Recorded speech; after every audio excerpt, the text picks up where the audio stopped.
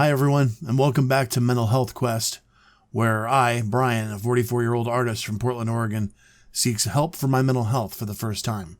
Welcome back.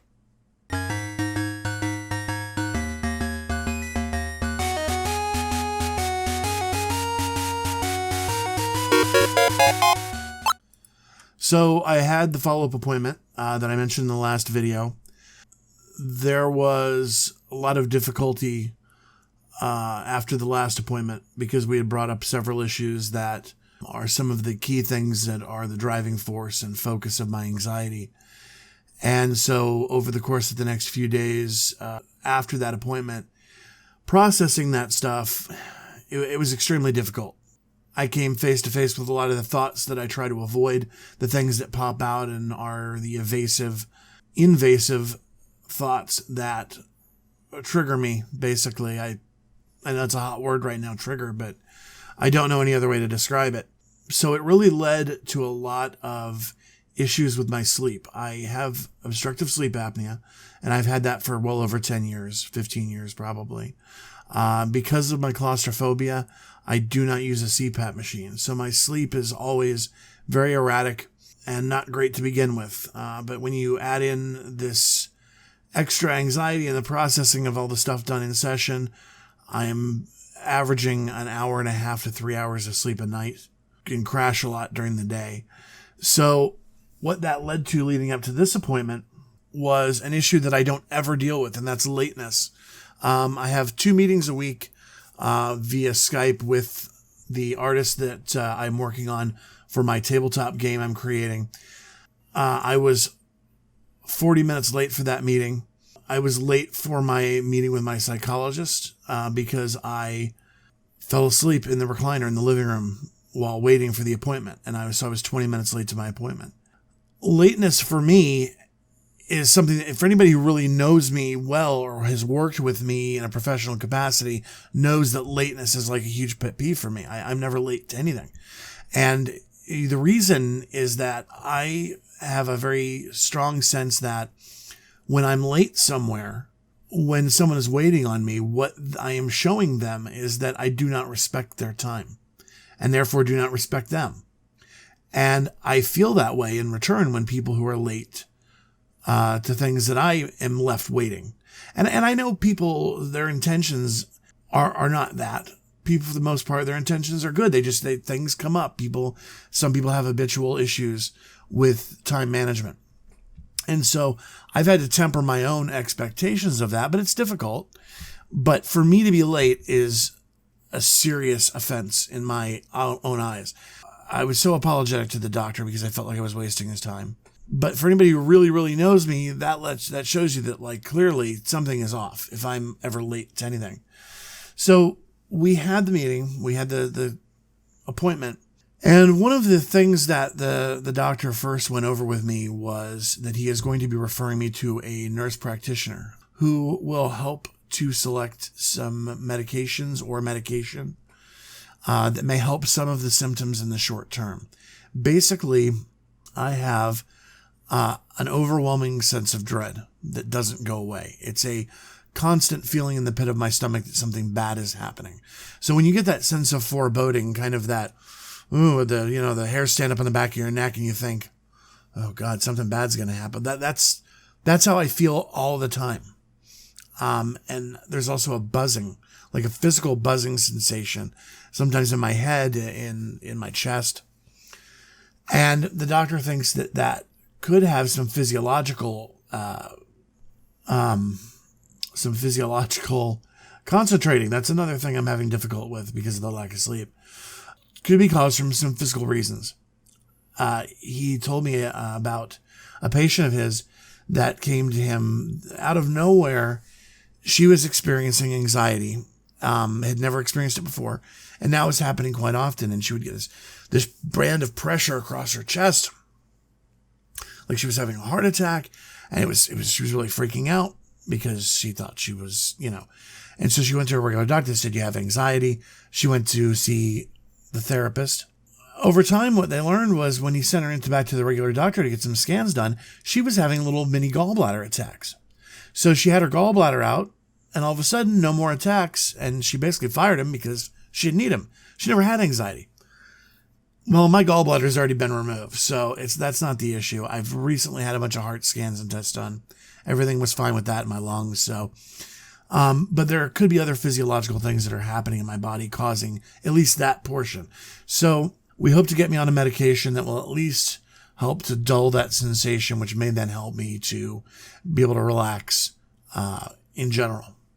I'm hoping that helps, because when I had my initial, what I refer to kind of as my major breakdown, and I was seen by a psych group, and it was not for therapy, it was for a short and then long-term disability, that they put me on a series of medications. When I finally got rid of all the bottles of pills they had tried me out on, about 2 years later, I threw out over, I think it was almost 30 pill bottles. And nothing had really ever worked. They never really gave anything a chance to work. I mean, they'd put me on something for a week, and I'd come back, and they'd say, do you feel any different? Well, no, not yet. Okay, well, try something else. And I found out later on that most of these psych meds take a couple of weeks to really get into your system and have any kind of real effect. I never felt like I got that benefit of medication, and hopefully maybe this will help me, at least as a starting point. After we dealt with that, we talked about my anxiety and why my anxiety is not the general anxiety. Now, when you have anxiety, one of the things that happens is that your adrenal gland pumps adrenaline out. It's called the fight or flight response. And I'm sure you guys know what I'm talking about, like a deer in the headlights. And the human body apparently can only sustain that level of adrenaline for 10 to 20 minute kind of tops. So when you have an anxiety attack, that's generally the length of time that occurs. Now, I have those kind of anxiety attacks. I have them. A lot of times they're so physically demanding that I will just pass out, kind of asleep. When I have them, I tend to go straight to the bedroom and lay down, and my wife will come in and try to comfort me or at least hold me. Having a physical connection grounds me from going too far down the rabbit hole sometimes. And sometimes when I have these attacks, I also have the inability to speak, which is a very odd sensation. When you are inside your own head and you have something you want to say and you're screaming to get it out, but you physically can't even open your mouth wide enough or get your vocal cords to resonate to make a sound. And that happens a lot of times during those attacks. A lot of times those attacks don't end after 20 minutes. If it hasn't worn me out and hasn't put me to sleep, I will continue to have those pervasive thoughts that we talked about in the last video past that 20-minute mark. And so I then get on this roller coaster of panic that could last a couple hours, especially if it's in the middle of the night and I'm up and I'm alone and by myself. I go and I'm in the shower. I have freakouts. I come in my office. I sit down. I try to distract myself. Apparently that means that this is more than just general anxiety. So we're still trying to get to the bottom of that. After we talked about that, we drilled down a little bit deeper into something I discussed in the last video, which was not just a fear of death, but of non-existence after death, this ontological anxiety. And we drilled down into it hard. He wanted to know how I felt, what my beliefs were, what do I think happens, how does that make me feel? And I've come at this issue from every angle because it's a mental obsession. And it's not one that I want to have. It's one that hits me when I'm not thinking about anything. I could be, in the shower or driving the car or at the store when we could go to stores, And just out of a sudden, boom, this thought of this idea of infinite nothingness seizes me. And I am just paralyzed by it. So we drilled down into that issue. And that was very difficult. And it's been a couple of days since my appointment. And I've been having a very hard time coping through that. When he got into the how this is really making you feel, what's the real kind of feeling behind this, I said something. It came out very naturally, and I kind of felt it was a bit of an epiphany. And I said, I'm grieving me. I'm feeling a sense of my own loss. And I don't know what that stems from. I think that has greater meaning. It felt like it did.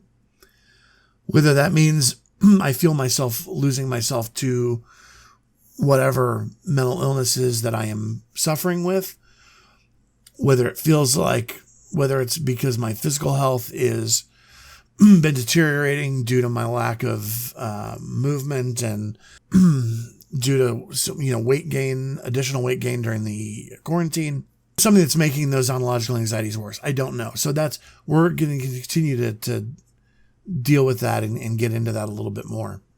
I decided that I should probably give you all a bit more context to some of the issues that I talked about in the first video, things that I face, things that have shaped where I'm at mentally, things that have still are difficult to talk about. And one of the things that we discussed in the last video was that I had PTSD from physical violence in my youth. I wanted to just kind of touch on that briefly. When I was in school, elementary school through middle school, I attended private school. When I was very young, I tested into a private school. My parents are not wealthy people by any stretch of the imagination. My dad was an elevator mechanic, union member, and solidly middle class. We lived in a nice home. But my father worked so hard for us to have that. He grew up dirt poor. I'm talking like practically no shoes. He was poor. So they always made sure that I had what I needed and the food was on the table and we lived in a safe place. But compared to the kids at the school, I might as well have been dirt poor. I might as well have been like little orphan Annie. And so there was a separation, a divide between me and them. And then I was a big kid. I was never overweight. I was tall. I was a tall kid. I was a big kid. Like so many kids, and especially now with social media, I can't even imagine. I was horribly bullied. And it wasn't just the taunts of a bully. There were physical issues. And because I was at a private school and I was there on scholarship, the administration of the school was not really all that interested in punishing the perpetrators because they were people who were very privileged and donated a lot of money. One incident, just to describe to you the severity of the physical violence, one incident I can recall was being knocked down in the locker room. And I was on the ground, and 6 of the boys from my class proceeded to kick me while I was laying down on the ground, to the point where I was black and blue from my knees all the way up to just below my sternum. So much so that I had to have medical attention because I was beaten so severely. And that was just one incident. A lot of things happened there. And there are people who are on my friends list still on Facebook who went to school with me who probably didn't even know a lot of this stuff was going on, would be very surprised to hear this when they're watching the video. Because everybody kind of a lot of people have this kind of rose-colored impression of their childhood or their school. Or for me, it was a nightmare. And, a lot of people have asked me some people that I've told this to, well, what were your parents doing? Like, why wouldn't they get you out of this school? Listen, my parents worked very hard.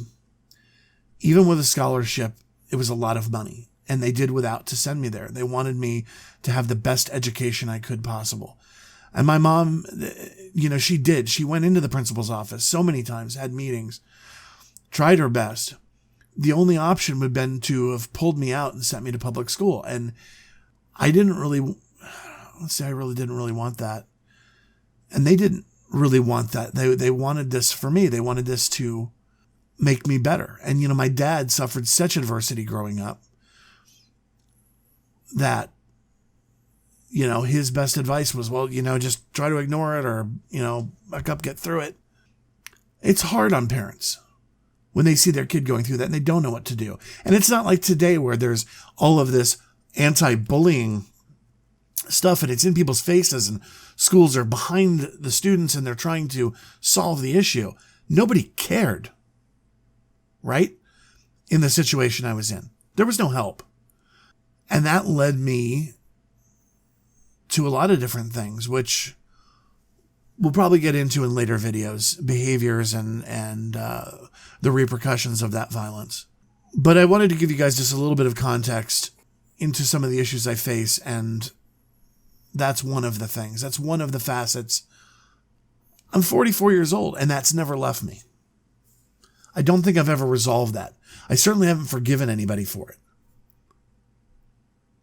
So we're going to have another appointment coming up in the middle of this next week. I'll post a video following up from that. There's one thing that I want to try to impart on you guys today, especially after talking about, the violence that I encountered when I was younger, is that kindness is important. It's not a difficult thing to do. It is not hard. It does not require effort to be kind. I see a lot of stuff in the media now, especially with people who are going through issues like with identity. And there's so much blowback. People are like, oh, why should I have to change? Why should I have to learn a new pronoun? Why should I have to remember how I should address somebody?